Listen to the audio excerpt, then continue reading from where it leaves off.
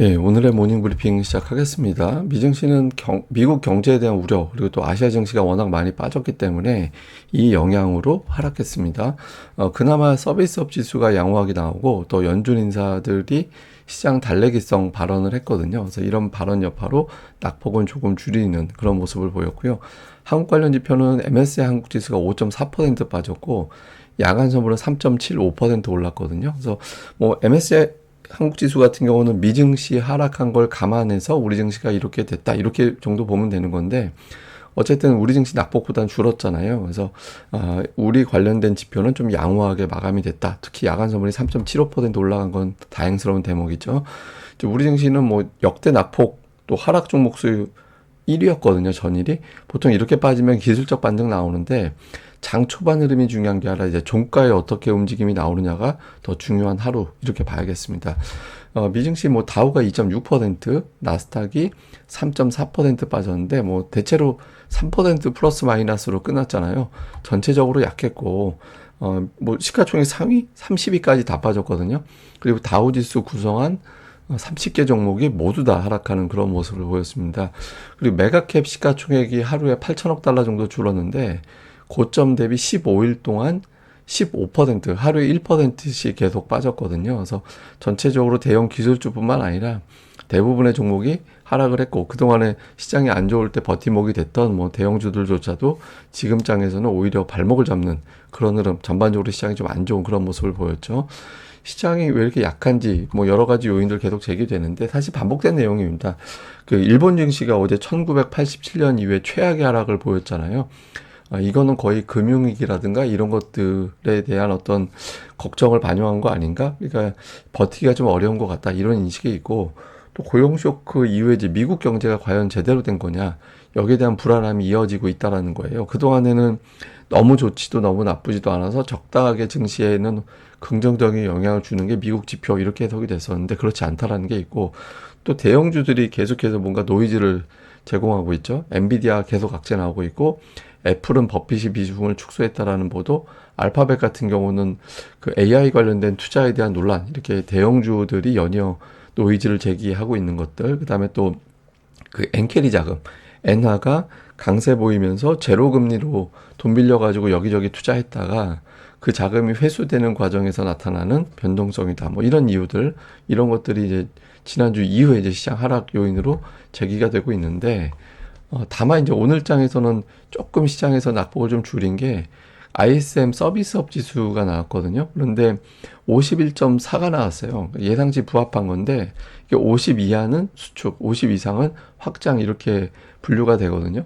그런데 50 이상 나왔잖아요. 그러면 확장 국면이네. 이렇게 이제 안도감을 줬고 또 세부 항목을 보면 신규 주문이 5.1% 포인트나 증가를 했고 그다음에 이제 고용 지표에 대한 관심이 되게 높잖아요. 근데 고용 데이터 같은 경우도 5% 포인트나 올라간 51.1이 나왔어요. 예상치도 40대 중후반 정도였거든요. 그러니까 고용도 괜찮고 이것도 괜찮다. 그러면 시장에서는 경기 심지 아니잖아. 그러니까 이렇게 해석을 하게 된 거죠. 그래서 오늘 찰스 수합의 한 분석가는 그런 표현하더라고요. 이 지표 딱 보면서 지구 멸망 수준의 어떤 경제 지표 악화는 안 보인다. 좀 지나치게 과도하게 반응한 거 아니냐 이런 어떤 해석이 나왔죠. 근데 그 ISM 제조업 지수 가지고 급락을 시킨 걸 감안을 해보면 이 지표로 급반등이 나왔어야 되는데 워낙 투자 심리가 불안하기 때문에 이제 반등폭 자체는 좀 제한되는 모습을 보였습니다. 그나마 이 지표 아니었으면 시장은 낙폭 축소 못하고 마감할 뻔했죠.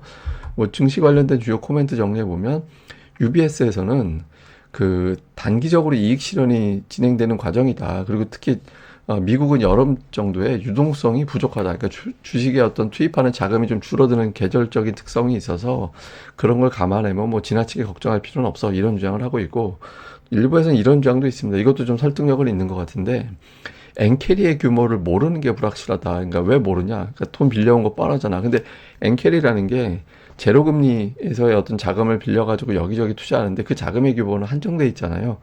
그런데 이 빌린 사람들이 이런저런 어떤 레버리지를 활용한다라는 거예요. 그래서 레버리지가 어느 정도 규모 되는지 모르기 때문에 엔캐리 청산도 얼마나 되는지 알 수 없고 그런 불안함이 시장에서는 계속해서 악재로 작용하는 거다. 그래서 엔달러 환율 하락하는 게 진정돼야 돼. 이런 취지고요.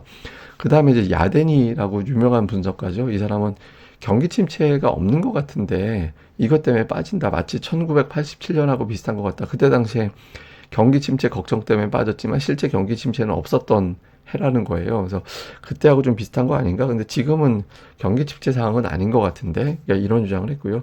그 다음에 이제 오늘 오스틴 그루스비 발언이 여기저기서 되게 많이 인용이 됐죠.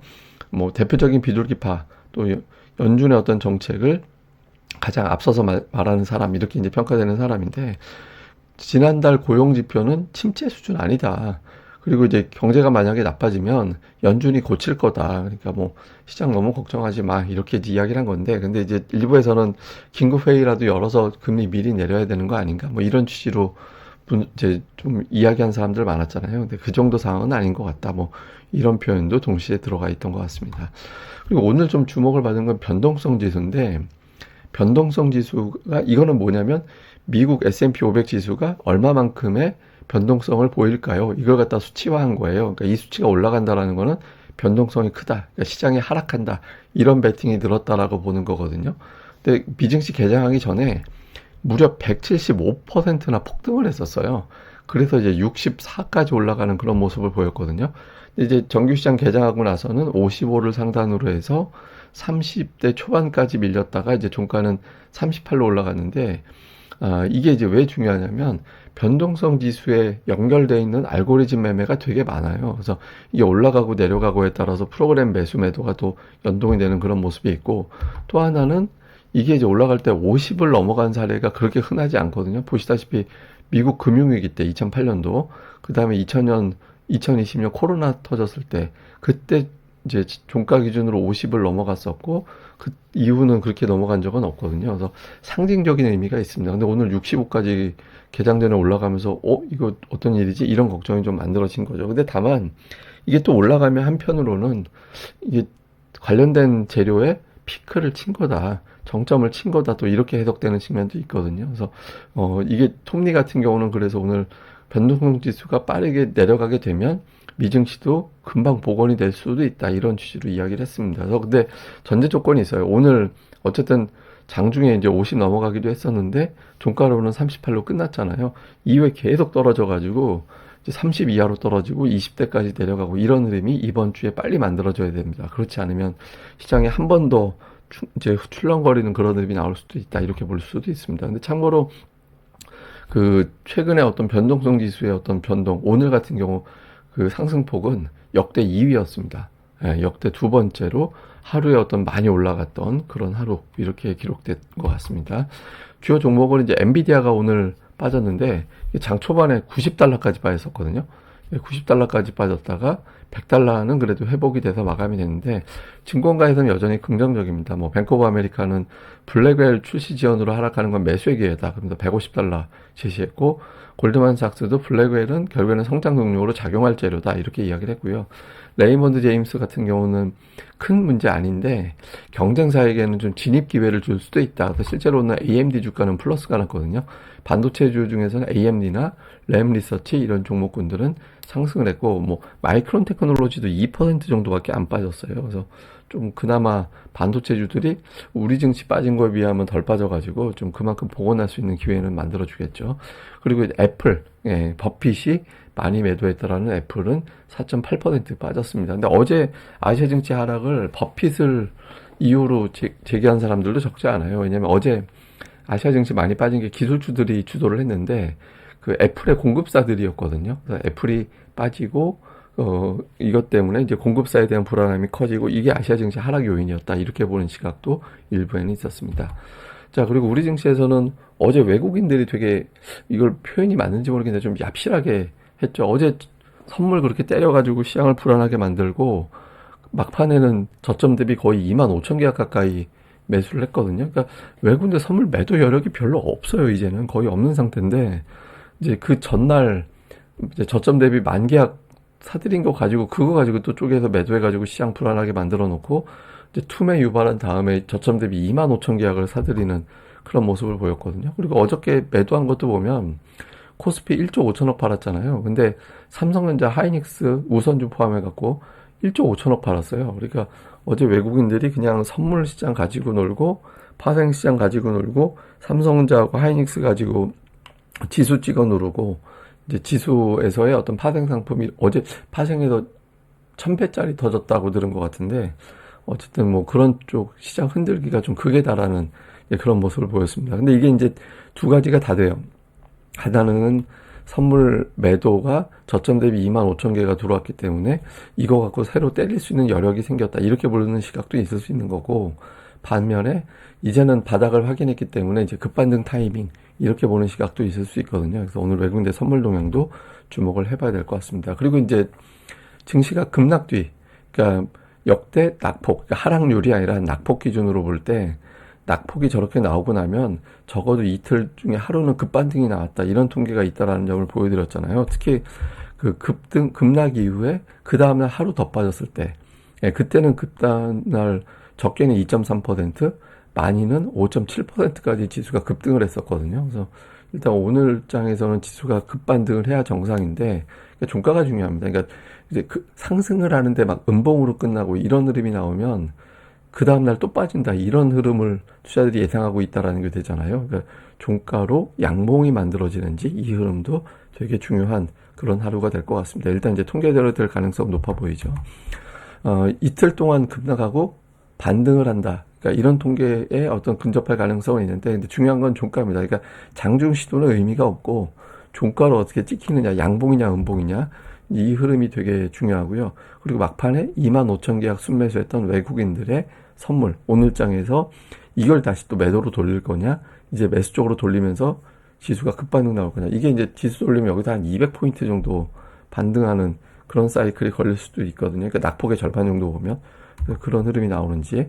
그 다음에 이제 2000년 이후에 낙폭 7위를 기록한 삼성전자의 어떤 주가, 이게 삼성전자가 지수가 뭐 지수보다 삼성전자가 부진할 수는 있죠. 근데 지수가 큰 폭으로 하락한 날 삼성전자가 이거보다 더 빠진 날은 거의 없거든요.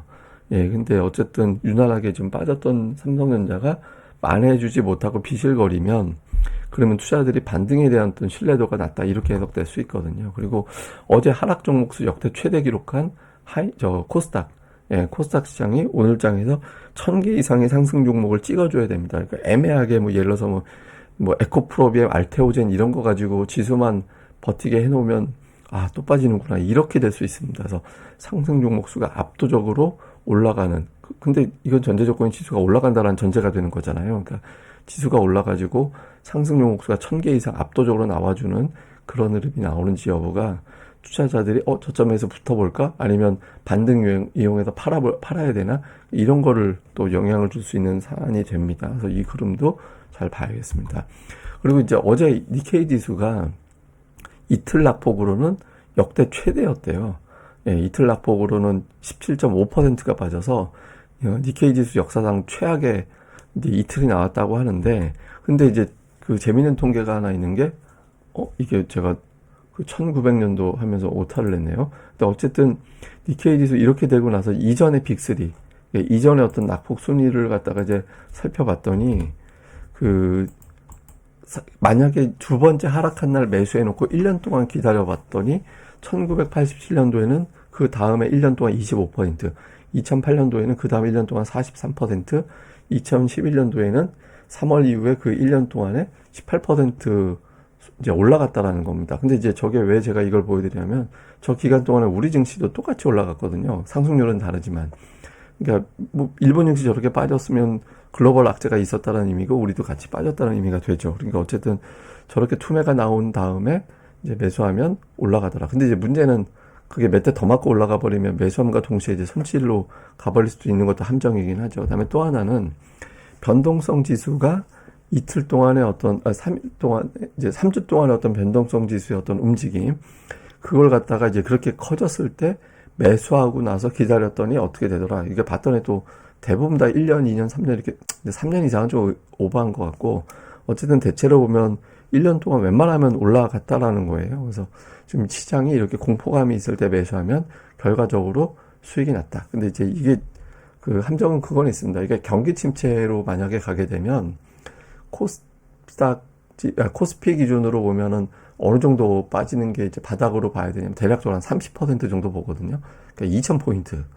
만약에 이제 경기 침체를 실제로 간다라고 전제를 하면 이제 그 정도가 저점이 되는 거라 그러면 사실 2400 정도면은 아직 멀었다가 될 수 있잖아요. 근데 침체가 아니라면 뭐 지금 정도면은 오버해서 반영했다 이렇게 봐야 되는 건데 침체라는 전제라면 더 빠질 수는 있죠. 근데 지금 경기 침체인지는 잘 모르겠어요. 왜냐하면 경기 침체는 이벤트가 붙어야 돼요. 그러니까 리먼 사태, 다음에 코로나, 우크라이나 러시아 전쟁 이런 이벤트가 붙어야 되거든요. 근데 아직 이벤트 같은 게 별로 없어서 실제로 경기 침체로 보는 게 합리적인지에 대해서는 좀 논란이 많긴 합니다. 근데 어쨌든 지금 오늘 장에서 오늘 당장 우리가 멀리 볼 필요는 없고 오늘 장에서 반등의 폭, 다음에 이제 종가에서의 어떤 반등하는지 여부, 반등폭이라고 얘기하면 안 되고 반등하는지 여부, 종가에서 양봉으로 끝낼 수 있느냐, 외국인들이 돌아서느냐, 코스닥이 천 종목의 어떤 변화가 어떤 쪽으로 나오느냐 이런 거에 집중하는 게 중요할 것 같습니다. 예, 그럼 또 오늘 하루 또 잘 보내시고요. 그리고 기운들 되셨으면 좋겠고 좀 차분해지셨으면 좋겠습니다. 그리고 저는 또 오후 방송에서 뵙겠습니다. 이 방송 구독하기와 좋아요 꼭 부탁드립니다. 감사합니다.